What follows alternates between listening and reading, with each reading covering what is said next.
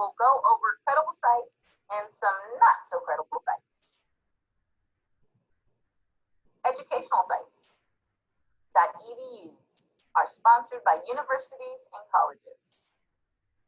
Museums are credible as long as they have provided the author, publication date, and the source of credibility. Third-party articles and what that means. Organizations or .orgs can be biased. Health or medical sites can be written by a non-health care professional. Make sure to research your websites and look for the credibility and biased information. Government sites. .govs are credible, but make sure to cross-reference the information you are gathering.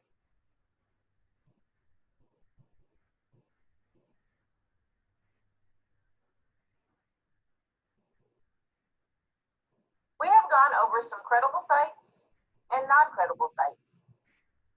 When researching your websites, keep an open mind, question its credibility, and cross-reference everything.